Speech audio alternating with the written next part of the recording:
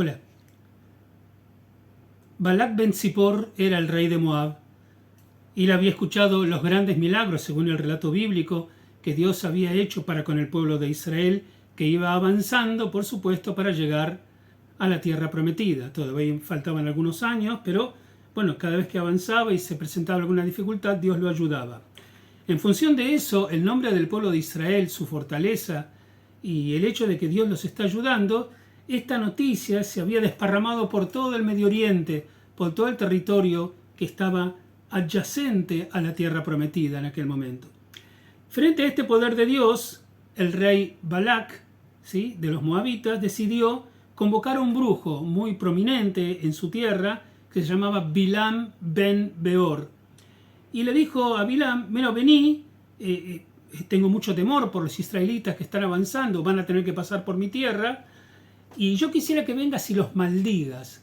Había la sensación de que si vos, un brujo tan prominente, tan famoso, tan importante, podés maldecirlos, entonces seguramente van a estar debilitados, y entonces mis chances de vencerlo cuando lo ataque van a ser mucho más grandes. Bueno, cuenta la historia básicamente que el rey Balac mandó emisarios a hablar con este brujo, con este hechicero, Bilam, y le dijo que le ofrecía mucho dinero, mucho prestigio, mucho oro, si venía y cumplía con el mandato, venir a maldecir al pueblo de Israel antes que se acerque a su propia tierra. Bueno, cuenta la historia que el brujo Bilam en sueños dialoga con Dios, Dios le dice: no vayas, y los emisarios insisten en que sí venga al día siguiente, y finalmente le dice este mensajero de Dios en sueños: bueno, pero si vas tenés que decir solamente las palabras que yo voy a poner en tu boca. Bueno, finalmente Bilam se ve que estaba muy atraído por la propuesta del rey Balac, de los moabitas, y estuvo dispuesto a ir, y no les aclaró a estos emisarios que solamente va a hablar aquellas cosas que Dios le puso en su boca. Aparentemente, según el relato, esto enojó a Dios. Entonces y esta es la parte en la que yo me quisiera concentrar, cuando Bilam monta su asna para ir en camino para el lugar donde se tiene que encontrar con el rey, según la historia, aparece un ángel, ¿sí?, digamos, un ángel con espadas, básicamente enfrente del camino, y la asna sí podía ver dónde estaba ese ángel, pero Bilam no lo podía ver.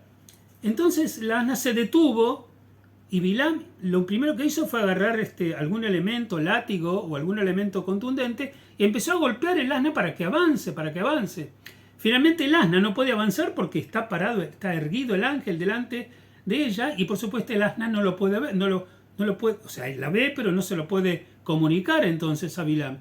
Y Bilam insiste, entonces el asna se tira de costado y le aprieta la pierna a Bilam. Entonces Bilam la golpea fuertemente, y entonces hay un diálogo que es fascinante. Esta era el asna de Bilam, que lo llevó siempre, ¿no?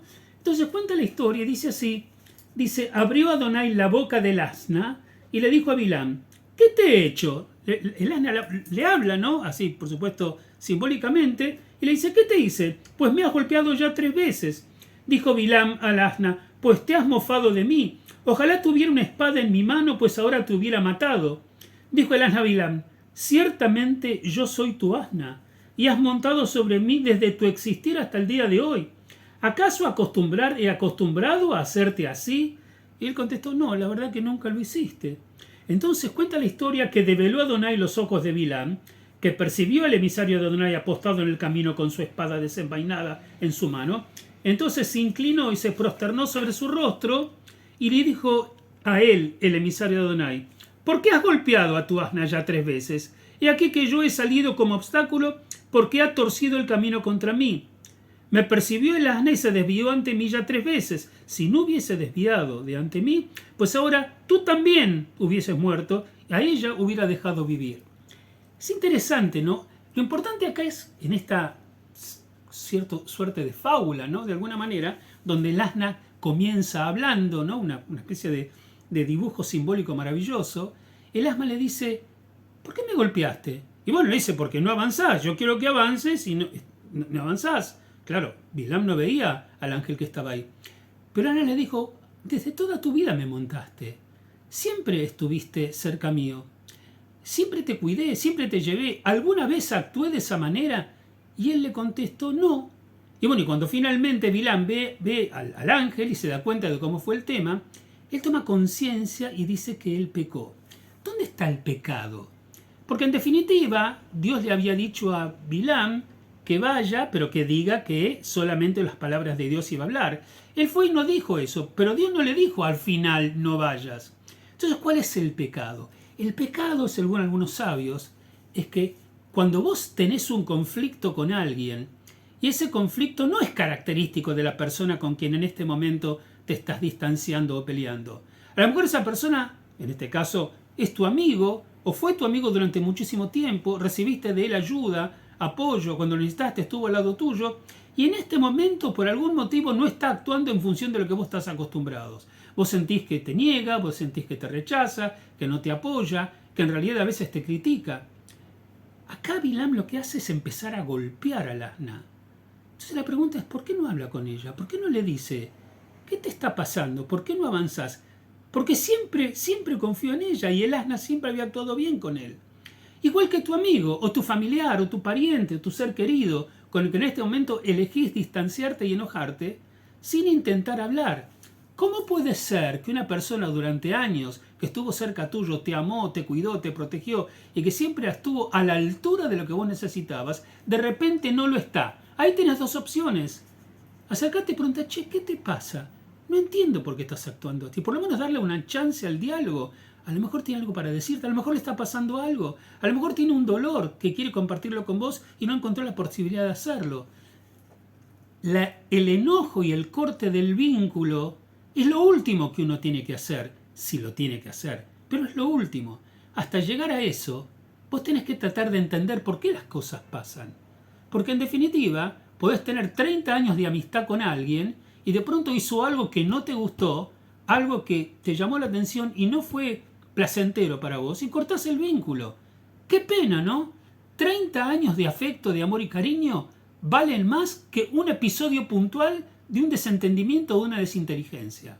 ¿No vale la pena intentar rescatar ese vínculo y por lo menos antes de cortarlo, hablar y dialogar? Como el asna le dijo simbólicamente en la historia, ¿alguna vez yo te hice eso? No. Y bueno, entonces debe haber algún motivo para que lo esté haciendo, ¿no? En vez de pegarme, ¿no tenés ganas de saber por qué? ¿O darte la oportunidad de averiguar qué es lo que está pasando? Finalmente Bilam aceptó que él se había equivocado. Ojalá que cuando nosotros nos encontramos en situaciones así, antes de perder nosotros, y no solamente pierde el otro, porque rompemos un vínculo, exploremos bien qué es lo que está pasando. Siempre eventualmente, si decidimos que no nos gusta lo que ocurre, podemos tomar esa decisión. Pero hasta llegar a esa decisión, qué importante que es tratar de preservar aquello que nos hizo tan felices durante tantos años. Shabbat Shalom para todos.